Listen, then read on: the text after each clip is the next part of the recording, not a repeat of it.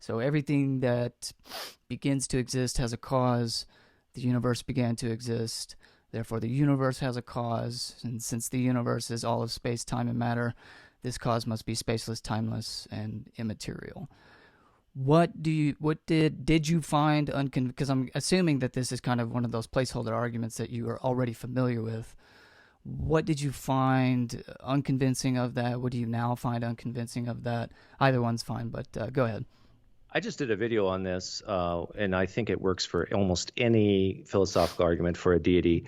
Isn't it more reasonable that a non-supernatural something can explain the first cause of our universe rather than a new category of something that we call supernatural? It would depend on what you mean by supernatural and natural. Exactly, right? It's Right. Well, I'm just telling you, as a Christian, I hate those terms as much as anybody else. I'd much rather use the word material or physical is what it seems like the word natural reduces to me anyway. Maybe it doesn't, but what does the word natural mean? I never use the word natural. I use the word non-supernatural. So non-supernatural. Okay. yeah, Well, then I guess what does the word supernatural mean? So isn't it more reasonable that a non-supernatural something can explain the cause of our universe rather than a new category of something called supernatural? Yeah. So what's a non-supernatural thing?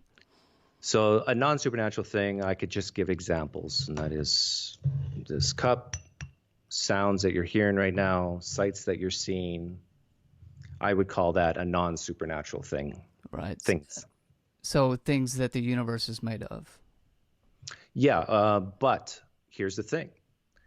That's one category of things that could be in a different dimension, different time, different space.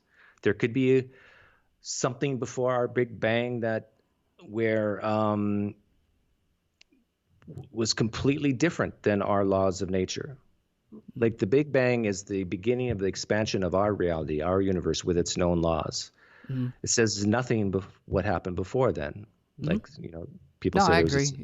I agree. That's why whenever I make a cosmological argument, I don't anyway make any reference to a Big Bang or Big Bang cosmology. I don't know that the universe began to exist 14 billion years ago. I just think there's solid reason to think that it had to have began to exist at some point in the past. Whether it was 14 billion years ago at the Big Bang or not. You do hear William Lane Craig or somebody like that. They do use scientific arguments to try to say that the modern science corroborates that the universe did begin to exist. He's our universe, right? I'm sorry? Our reality, our universe began to exist, right? Yeah, all matter, space, and time. But Whoa. No. Do we know that all matter, space, and time began to exist? That's what the second premise argues for. I know, but do we know that? Well, I think there's solid philosophical arguments that are... do we know that? With absolute certainty? Of course not. Okay.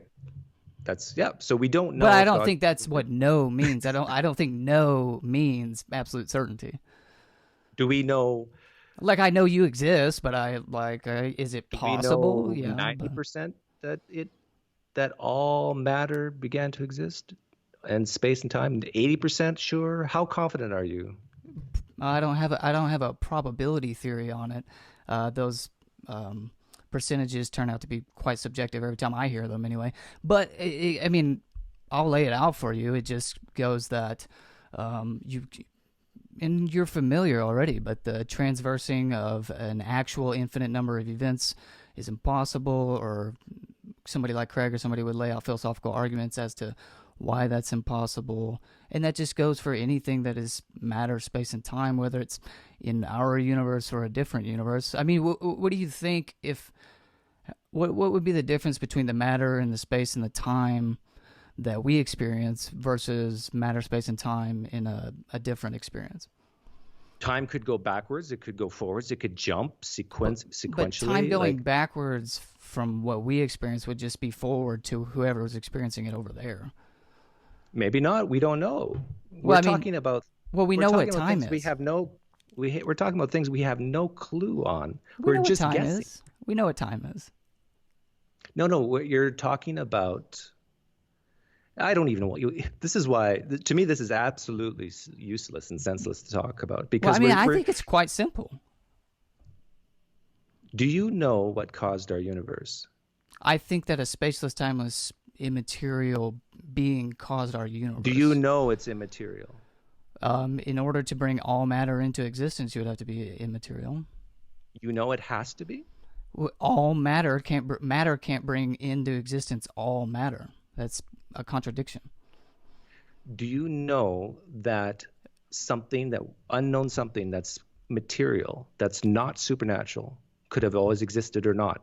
Do you I, know that that's impossible? that's what I was just talking about. The actual Do infinite. you know that that's impossible? It seems like that's logically impossible. Yeah.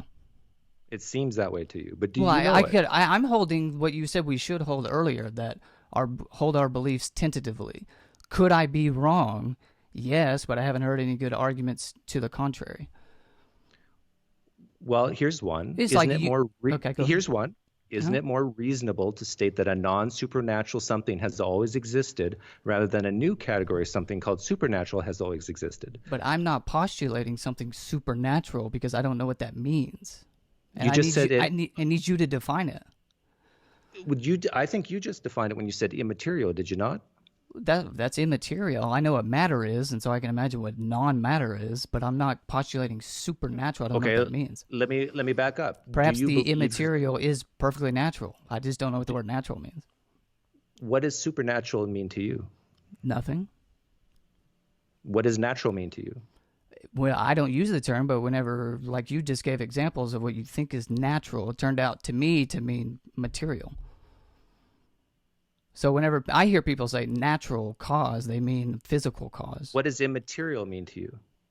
non-material. So you believe something non-material created our universe? Yes, Why do you believe that? because I don't think an actual infinite number of physical events can be actual. And so that means the universe, which is all of space, time, and matter, Why do you must think have, an immaterial can do it and not a material? because because matter, something material, could not bring into existence all matter. That would be a contradiction. It would have to already exist in order to bring Right, itself but we're into not saying existence. that. We're saying that That's what matter the brought. Kalam is saying. Absolutely, that's what it's saying.